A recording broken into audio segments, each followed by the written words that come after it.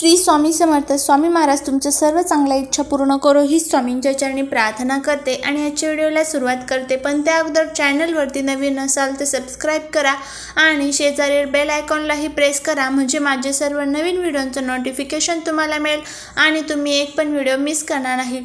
उद्या आहे शिवप्रदोष. भाद्रपद महिन्यातील हा शिवप्रदोष आहे.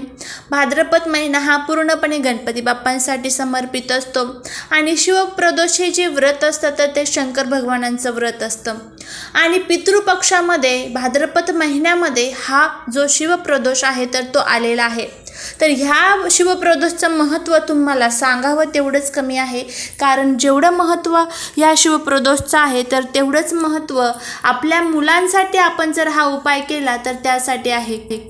मुलांच्या शिक्षणामध्ये, नोकरीमध्ये प्रगतीसाठी, त्याचबरोबर त्यांची इच्छापूर्ती होण्यासाठी आणि मुलांना प्रत्येक कामामध्ये यशाची प्राप्ती व्हावी यासाठी प्रत्येकाही प्रयत्न करत असते. मग त्यामध्ये मुलांचा अभ्यास घेणं असेल, मुलांवरती काही नजर दोष असेल तर त्यांची ती नजर काढणं असेल आणि मुलांवरचे संकट दूर व्हावेत यासाठीही प्रत्येक आईवडील मुलामुलींसाठी हे प्रयत्न करत असतात.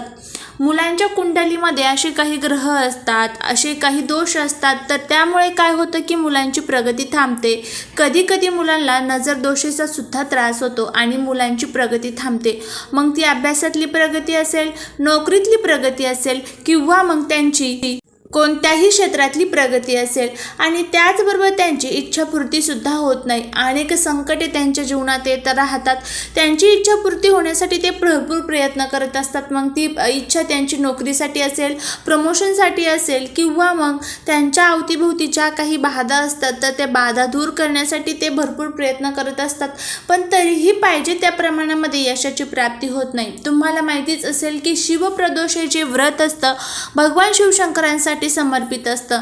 तर त्यासाठीच आपल्याला हा अगदी साधा आणि सोपा उपाय करायचा आहे. उद्या आपल्याला शिवमंदिरामध्ये ही एक वस्तू दान करायची आहे.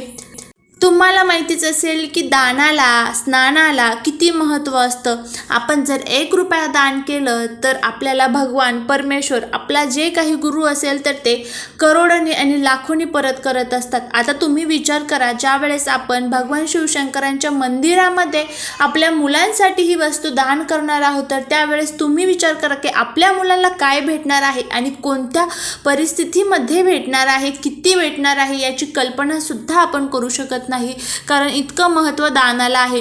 तर यासाठीच आपल्याला काय दान करायचं आहे हे आपण जाणून घेऊया. यासाठी व्हिडिओ स्किप न करता शेवटपर्यंत नक्की बघा, म्हणजे तुम्हाला सर्व माहिती व्यवस्थितपणे मिळेल. तर आता प्रथम आपल्याला काय करायचं आहे बघा, एक तांब्याभर पाणी, त्याचबरोबर थोडासा भस्म तुमच्याकडे असेल तर भस्म घेऊन जायचं आहे. त्याचबरोबर तांदूळ, तुमच्याकडे फुलं वगैरे असतील, फुलं वगैरे आपल्याला घेऊन जायची आहेत. आणि त्यानंतर काय करायचं आहे, आपल्याला शिव मंदिरामध्ये गेल्यानंतर प्रथम आपल्याला पाण्याने भगवान शिवशंकरांचा अभिषेक करायचा आहे. दूध घेऊन गेलेला असेल तर दुधाने अभिषेक करा, परत पाण्याने एकदा अभिषेक करा. आपल्याला भगवान शिवशंकरांना भस्म लावायचं आहे, त्यांना आपल्याला फुलं अर्पण करायची आहेत, थोडासा अष्टगंध अर्पण करायचा आहे, चंदन असेल तर चंदन लावा, त्रिपुंड त्यांच्या शिवलिंगावरती तयार करा. आणि हे जे त्रिपुंड आहे तर ते त्रिपुंड तुम्ही ज्यावेळेस तयार कराल त्याला एक दाणा लावायला तांदळाचं अजिबात विसरू नका, म्हणजे ते अखंड त्रिपुंड आपल्यासोबत राहतं. तर आता बघा, आपल्याला भगवान शिवशंकरांच्या मंदिरामध्ये आपल्या मुलांसाठी आपल्याला एक जे डमरू असतं बघा, जे भगवान शिवशंकरांचं अतिशय प्रिय आहे, तर ते डमरू आपल्याला आपल्या मुलांसाठी भगवान शिवशंकरांच्या मंदिरामध्ये दान करायचं आहे. कुठेही तुम्ही गेला तरीही तुम्हाला डमरू मिळून जाईल.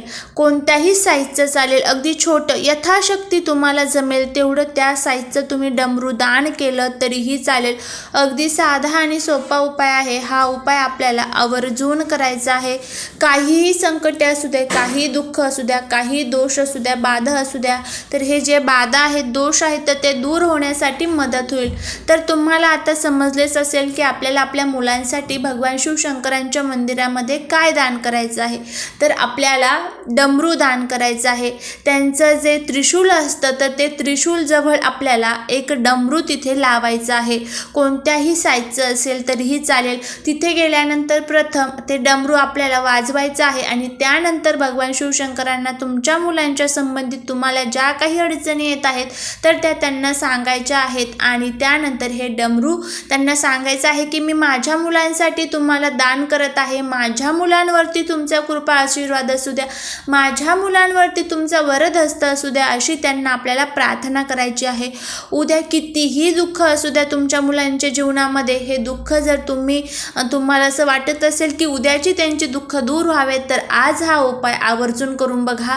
आपल्याला आपल्या मुलांसाठी तुम्हाला जाणं जमणार नसेल तर तुमच्या पतीला सांगा, म्हणजेच मुलांच्या वडिलांना सांगा, मुलांची आत्या असेल, मावशी असेल, कोणीही असेल त्यांच्या संबंधित तुम्ही सुद्धा जाऊ शकतात किंवा तुमच्या मुलांच्या साह्याने ते सुद्धा जाऊ शकतात.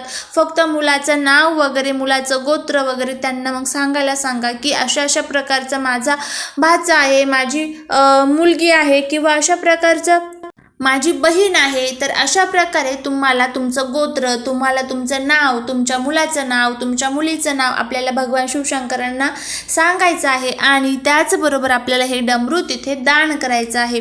प्रथम हे डमरू शिवलिंगावरती ठेवायचं आणि त्यानंतर मग हे डमरू आपल्याला त्रिशूल ज्या ठिकाणी असतो भगवान शिवशंकरांच्या पिंडीपाशी, तर तिथे त्या त्रिशूलला आपल्याला हे डमरू दान करायचं आहे.